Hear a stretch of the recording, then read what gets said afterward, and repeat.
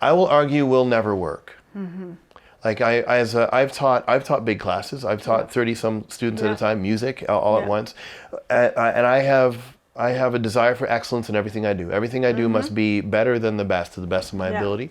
And I remember years ago, I taught a class with 5 or 8 pianists, 3 or 4 drummers, 6 guitarists, and 5 or 7 vocalists in a public school and as an after-school program, something like that.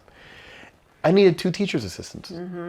You would? Because I would teach the pianists, and then the TA would go in and fulfill the learning process while I teach the vocalist. The second TA will fulfill the learning process. I lift my hat to the teachers that are placed in a position that I totally agree. It's your job to educate, entertain, discipline, and instill.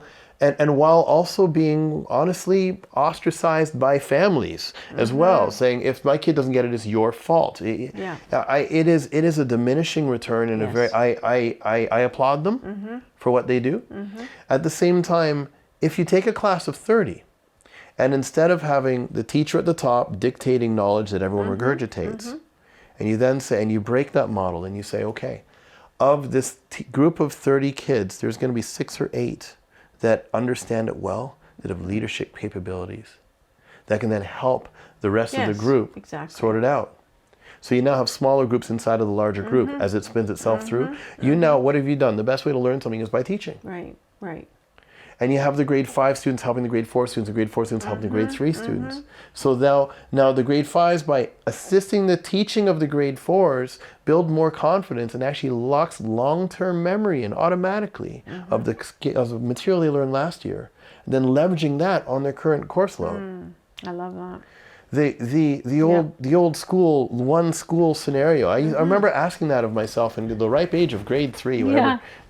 And I heard, that's when I first learned about, there used to be one teacher in like 8 grades in this farmhouse. And I'm like, how did that work?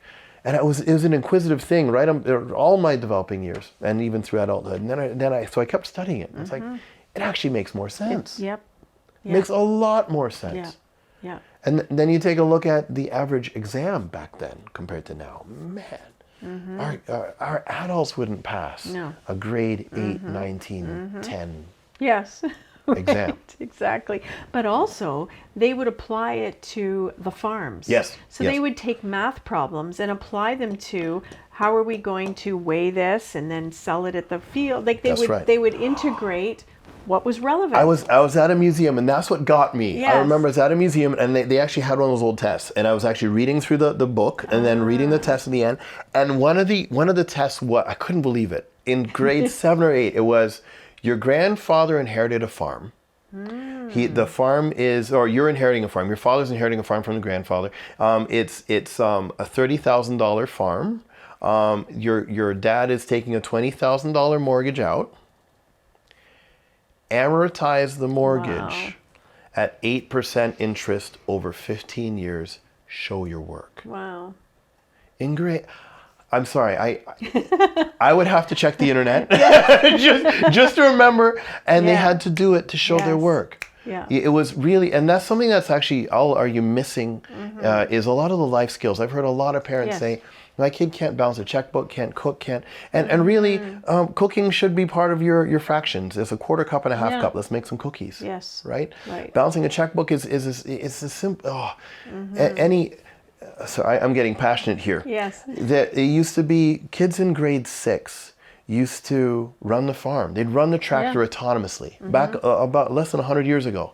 They'd say, go out to the field. I got to work in here. Your mom's delivering, we're delivering a baby. Fix the field. And that kid would go out and run the tractor and would come back with all their limbs intact. Now we don't trust a grade 12 student to keep a good girlfriend or boyfriend without getting grounded. There's something that has changed. And critical thinking, problem solving, conflict resolution, all these things that should be foundational seem to be, it's almost like it's been deferred to the families to teach, but the families are deferring to the teachers to teach, but it's not the teacher's role to teach. Yes. And to teach those things. And I think there are things also, I'm getting passionate again, I hope you don't mind me going. No, this is good. I was thinking about, well, where is the role of the parent and the school? There's certain things that the family and the parents are responsible for and should take pride in. That's their, I don't know the word. I just lost the word. That's okay. A role, responsibility, and the blessing of their position. Yes, right. And from my understanding,